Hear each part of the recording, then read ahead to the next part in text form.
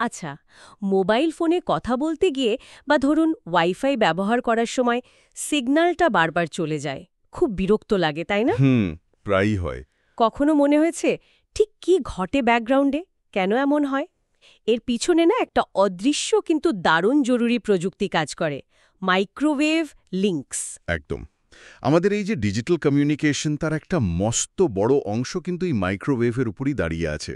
তো আজ আমরা ভাবলাম এই মাইক্রোওয়েভ সিস্টেমটা নিয়ে একটু গভীরে যাই। মানে সিগন্যালটা কিভাবে যায় আর কেনই বা হঠাৎ উধাও হয়ে যায়। আমাদের কাছে কিছু টেকনিক্যাল নোটসও আছে, সেগুলো থেকে সাহায্য নেব। ঠিক, আজকের আলোচনায় আমরা এটাই দেখব। একটা মাইক্রোওয়েভ সিগন্যাল ধরুন একটা টাওয়ার থেকে আরেকটা টাওয়ারে বা আমাদের ফোনে কিভাবে পৌঁছায়। বিশেষ করে এই যে খোলা আকাশের মধ্যে দিয়ে আসে, তখন ওকে কি কি বাধার মুখে পড়তে হয়। আসলে একটা ভালো নির্ভরযোগ্য যোগাযোগ ব্যবস্থা বানাতে গেলে এই বাধাগুলো বোঝা আর সেগুলোকে কাটানোর উপায় জানাটা ইঞ্জিনিয়ারদের জন্য খুব দরকারি। চলুন তাহলে একদম শুরু থেকে শুরু করি। এই মাইক্রোওয়েভ জিনিসটা আসলে কি, যদি একটু সহজ করে বলেন। আচ্ছা, মাইক্রোওয়েভ হলো আসলে ইলেকট্রোম্যাগনেটিক স্পেকট্রামের একটা অংশ। আলোর মতো কিন্তু অদৃশ্য। এর ফ্রিকোয়েন্সি বেশ হাই। কতটা হাই?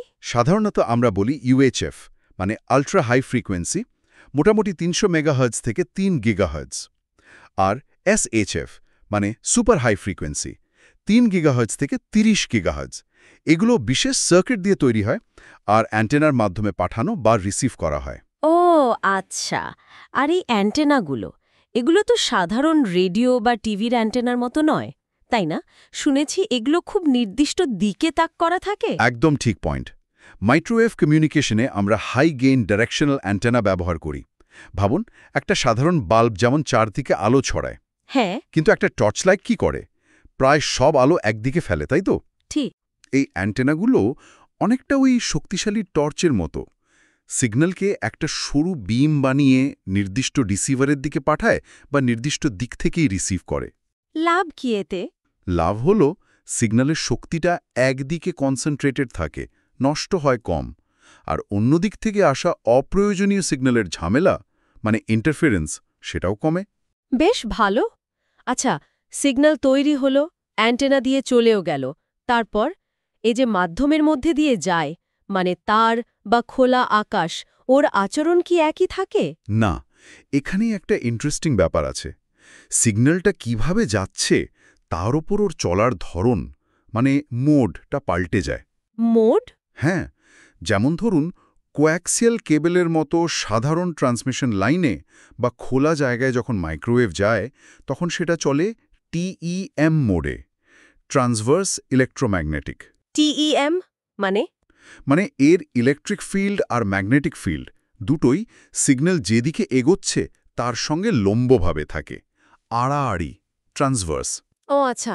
কিন্তু ওই যে বিশেষ ধাতব পাইপ ব্যবহার হয় বললেন, ওয়েভগাইড, সেগুলোর ভেতরে? ঠিক, ওয়েভগাইড হলো ফাঁপা ধাতব নল। এর ভেতরে কিন্তু টিইএম মোড চলতে পারে না। পারে না কেন? কারণ টিইএম মোডের জন্য দুটো কন্ডাক্টর লাগে। ওয়েভগাইড তো একটাই, তাই এর ভেতরে সিগন্যাল চলে টিই মানে ট্রান্সভার্স ইলেকট্রিক বা টিএম মানে ট্রান্সভার্স ম্যাগনেটিক মোডে। টিই আর টিএম, এ দুটো আবার কি? টিইএম থেকে আলাদা কোথায়? টিই মোডে ইলেকট্রিক ফিল্ডটা লম্ব থাকে, কিন্তু ম্যাগনেটিক ফিল্ডের একটা অংশ চলার দিকেও থাকতে পারে। আর টিএম মোডে উল্টোটা, ম্যাগনেটিক ফিল্ড লম্ব, কিন্তু ইলেকট্রিক ফিল্ডের একটা অংশ চলার দিকে থাকতে পারে। মানে ব্যাপারটা একটু জটিল হয়ে গেল। এইবার আসছে ফেডিংয়ের গল্প। ফেডিং মানে সোজা কথায় সিগন্যালের শক্তি কমে যাওয়া বা সিগন্যালটা বিগড়ে যাওয়া। আচ্ছা। এর অনেক কারণ আছে, কিন্তু একটা খুব কমন কারণ হলো মাল্টিপাথ ফেডিং। মাল্টিপাথ মানে মাল্টিপল পাথস, অনেকগুলো রাস্তা। এটা কিভাবে হয়? সুজি তো যাচ্ছেই, আবার দেওয়াল, ছাদ, মেঝেতে ধাক্কা খেয়ে প্রতিধ্বনি হয়েও পৌঁছাচ্ছে। হ্যাঁ, ইকো হয়। ঠিক, মাইক্রোওয়েভের ক্ষেত্রেও তাই। অ্যান্টেনা থেকে বেরিয়ে সিগন্যাল শুধু সোজাসুজি যায় না, তার কিছু অংশ মাটিতে, বিল্ডিংয়ে বা ধরুন অ্যাটমসফিয়ারের বিভিন্ন লেয়ারের ধাক্কা খেয়ে অন্য পথ ধরেও রিসিভারে পৌঁছায়। ওহ, তাহলে একই সিগন্যাল বিভিন্ন রাস্তা দিয়ে আসছে। এক্স্যাক্টলি। আর এই বিভিন্ন পথ দিয়ে আসা সিগন্যালগুলো যখন রিসিভার এসে মেশে, তখনই সমস্যাটা হয়। কি সমস্যা? যেহেতু রাস্তাগুলো আলাদা, তাই পৌঁছানোর সময় একটু এদিক ওদিক হয়, মানে ফেজ ডিফারেন্স থাকে। কখনো এরা মিলেমিশে সিগন্যালকে আরও স্ট্রং করে দেয়, আবার কখনো একে অপরের এফেক্ট ক্যান্সেল করে দেয়। ও, মানে ডিস্ট্রাকটিভ ইন্টারফারেন্স। একদম। ফলে রিসিভারে হয় সিগন্যালের মোট পাওয়ারটা হঠাৎ খুব কমে যায়, নয়তো সিগন্যালটা এমনভাবে ডিস্টর্টেড বা বিকৃত হয়ে যায় যে আসল ইনফরমেশনটা আর উদ্ধার করা যায় না। এটাই মাল্টিপাথ ফেডিং। এই ফেডিং কি সবসময় একই রকম, নাকি এরও টাইপ আছে? মূলত দু রকমের। একটা হলো ফ্ল্যাট ফেডিং। Flat fading. হ্যাঁ। আচ্ছা, আর অন্যটা? অন্যটা হলো ডিসপারসিভ ফেডিং। তাহলে মূল পার্থক্যটা হলো ফ্ল্যাট ফেডিং সিগন্যালের শক্তি কমায়, আর ডিসপারসিভ ফেডিং সিগন্যালের শেপটাই বিগড়ে দেয়, ডেটা গুলিয়ে দেয়। ডিজিটাল ডেটার জন্য ডিসপারসিভ ফেডিং বেশি ক্ষতিকর, ঠিক বুঝলাম তো? একদম পারফেক্ট। পাওয়ার কমে গেলে অ্যাম্প্লিফায়ার দিয়ে হয়তো বাড়ানো যায়, কিন্তু সিগন্যাল একবার ডিস্টর্টেড হয়ে গেলে তাকে ঠিক করা অনেক কঠিন। মাল্টিপাথ ফেডিং ছাড়াও কি অন্য বাধা আছে? ওই যে বলছিলাম বৃষ্টির সময়, বর্ষাকালে টিভি বা ইন্টারনেট ডিস্টার্ব করে কেন? হ্যাঁ, ওটা হলো রেইন ফেডিং। বিশেষ করে 10 গিগাহার্টসের বেশি ফ্রিকোয়েন্সিতে এটা একটা বড় সমস্যা। 10 গিগাহার্টজ মানে তো বেশ হাই ফ্রিকোয়েন্সি। হ্যাঁ, স্যাটেলাইট কমিউনিকেশন বা কিছু পয়েন্ট টু পয়েন্ট লিঙ্কে ব্যবহার হয়।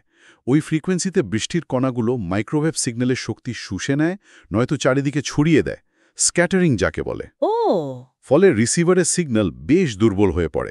বৃষ্টি যত জোরে হয় বা কণা যত বড় হয়, ফেডিং তত বেশি। বাবা, মাইক্রোওয়েভ সিগন্যালের রাস্তাটা তো তাহলে বেশ কাঁটায় ভরা। মাল্টিপাথ, বৃষ্টি, অ্যাটমসফিয়ারের খামখেয়ালিপনা, অনেক কিছুই ওকে আটকাতে চায়। একদম। ইঞ্জিনিয়াররা এর জন্য কিছু করেন না? না হলে আমাদের মোবাইল বা ইন্টারনেট এত ভরসাযোগ্য হতো কি করে? অবশ্যই করেন। এই ফেডিংয়ের ধাক্কা সামলানোর জন্য বা সিস্টেমের নির্ভরযোগ্যতা মানে রিলায়েবিলিটি বাড়ানোর জন্য ইঞ্জিনিয়াররা একটা দারুণ টেকনিক ব্যবহার করেন। নাম হলো ডাইভার্সিটি। ডাইভার্সিটি, বৈচিত্র্য, এটা কিভাবে কাজ করে? সহজ উদাহরণ হলো গাড়ির স্পেয়ার টায়ার। একটা চাকা পাংচার হলে অন্যটা লাগিয়ে কাজ চালিয়ে নেওয়া যায়। হ্যাঁ। ডাইভার্সিটিও অনেকটা তাই, সিগন্যাল রিসিভ বা পাঠানোর জন্য একটা অল্টারনেটিভ বা ব্যাকআপ ব্যবস্থা রাখা। স্পেস ডাইভার্সিটি, এখানে রিসিভিং সাইটে দুটো অ্যান্টেনা ব্যবহার করা হয়। সাধারণত একই টাওয়ারে একটু উঁচুতে নিচুতে বসানো থাকে, ভার্টিক্যালি সেপারেটেড। দুটো অ্যান্টেনা কেন?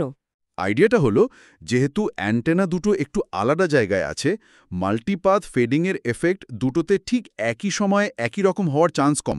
ও আচ্ছা। যখন একটা অ্যান্টেনাতে সিগন্যাল খুব উইক হয়ে যায় ফেডিংয়ের জন্য, তখন খুব সম্ভবত অন্য অ্যান্টেনাটা ভালো সিগন্যাল পাচ্ছে। সিস্টেম তখন অটোমেটিক্যালি ভালো সিগন্যাল পাওয়া অ্যান্টেনাটা সিলেক্ট করে নেয়। মানে একটা খারাপ হলে অন্যটা দিয়ে কাজ চালানো। অনেকটা তাই। বেশ যুক্তিযুক্ত। এটা তো গেল স্পেস বা জায়গা ব্যবহার করে। আর কিছু? হ্যাঁ, আরেকটা খুব প্রচলিত টেকনিক হলো ফ্রিকোয়েন্সি ডাইভার্সিটি। Frequency diversity. এখানে একই ইনফরমেশন দুটো আলাদা কিন্তু কাছাকাছি ফ্রিকোয়েন্সিতে পাঠানো হয়। তাহলে সোজা কথায় স্পেস ডাইভার্সিটি দুটো অ্যান্টেনা দিয়ে জায়গার সুবিধে নেয়, আর ফ্রিকোয়েন্সি ডাইভার্সিটি দুটো ফ্রিকোয়েন্সি দিয়ে স্পেকট্রামের সুবিধে নেয়। লক্ষ্য একটাই, ফেডিং হলে একটা ব্যাকআপ রাখা। এই তো। একেবারে ঠিক। এছাড়াও অ্যাঙ্গেল ডাইভার্সিটি আছে, যেখানে বিশেষ অ্যান্টেনা দিয়ে একটু আলাদা অ্যাঙ্গেল থেকে আসা সিগন্যাল আলাদা করা হয়। বা কোয়াড ডাইভার্সিটি, যেটা স্পেস আর ফ্রিকোয়েন্সি ডাইভার্সিটির কম্বিনেশন, খুব ক্রিটিক্যাল লিঙ্কের জন্য। এই ডাইভার্সিটি কতটা কাজ করছে সেটা মাপার জন্য ইঞ্জিনিয়াররা কিছু ফ্যাক্টর দেখেন, যেমন আইএফএফ বা আইডিএফ, মানে ইমপ্রুভমেন্ট ফ্যাক্টর। এগুলো বলে দেয় ডাইভার্সিটি ব্যবহার করে ফেডিংজনিত সমস্যা কতটা কমো। দারুণ। তাহলে আমরা মোটামুটি একটা ছবি পেলাম। মাইক্রোওয়েভ সিগন্যাল তৈরি হচ্ছে, বিভিন্ন মোডে যাত্রা করছে, পথে মাল্টিপাথ, বৃষ্টি, অ্যাটমসফিয়ারের বাধার মুখে পড়ছে, মানে ফেডিং হচ্ছে। আর সেই ফেডিং সামলাতে স্পেস বা ফ্রিকোয়েন্সি ডাইভার্সিটির মতো ইন্টেলিজেন্ট টেকনিক ব্যবহার করা হচ্ছে। পুরোটাই বেশ চ্যালেঞ্জিং কিন্তু ইন্টারেস্টিং। আর এই পুরো আলোচনাটাই কিন্তু আমাদের হাতে থাকা টেকনিক্যাল তথ্যের উপর ভিত্তি করে। এখন যদি একটু ভবিষ্যতের দিকে তাকাই, 5G, 6G আসছে, ডেটা রেট আরও বাড়ছে, তখন তো আরও হাই ফ্রিকোয়েন্সি মানে মিলিমিটার ওয়েভ ব্যবহারের কথা হচ্ছে, 30 গিগাহার্টসের উপরে। হ্যাঁ, হচ্ছে। ওই ফ্রিকোয়েন্সিতে এই অ্যাটমসফিয়ারিক বাধাগুলো কি আরও বেড়ে যাবে? এটা খুব ভালো প্রশ্ন। আর উত্তরটা হলো হ্যাঁ, মিলিমিটার ওয়েভে সমস্যাগুলো অন্যরকম আর কিছু ক্ষেত্রে আরও সিরিয়াস। মাল্টিপাথ ফেডিংয়ের চরিত্র বদলাতে পারে, তাই শুধু এই স্পেস বা ফ্রিকোয়েন্সি ডাইভার্সিটি হয়তো যথেষ্ট হবে না। তাহলে উপায় নতুন কি ভাবা হচ্ছে? এখানে আসছে আরও অ্যাডভান্সড টেকনোলজি, যেমন ধরুন ম্যাসিভ মাইমো, যেখানে অনেকগুলো ছোট ছোট অ্যান্টেনা একসাথে ব্যবহার করে সিগন্যালকে আরও ভালোভাবে ফোকাস করা বা মাল্টিপাথকে কাজে লাগানো যায়। Interesting. Intelligent reflecting surface IRS বলে একটা কনসেপ্ট আসছে, যা দেওয়াল বা অন্য সারফেসকে প্রোগ্রাম করে সিগন্যালকে ইচ্ছেমতো রিফ্লেক্ট করাতে পারে, যাতে ব্লকেজ এড়িয়ে যাওয়া যায়।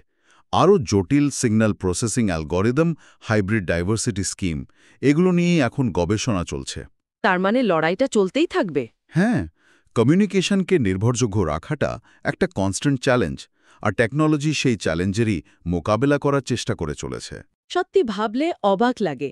আজকের আলোচনা থেকে মাইক্রোওয়েভ কমিউনিকেশনের এই পুরো ব্যাপারটা, বিশেষ করে সিগন্যালের যাত্রা, বাধা আর তা পেরোনোর কৌশলগুলো, আশা করি আমাদের শ্রোতাদের কাছে অনেক স্পষ্ট হয়েছে। আশা করা যায়। আজকের মতো তাহলে এখানেই শেষ করি। আবার কথা হবে অন্য কোনো টেকনিক্যাল বিষয় নিয়ে। নিশ্চয়ই।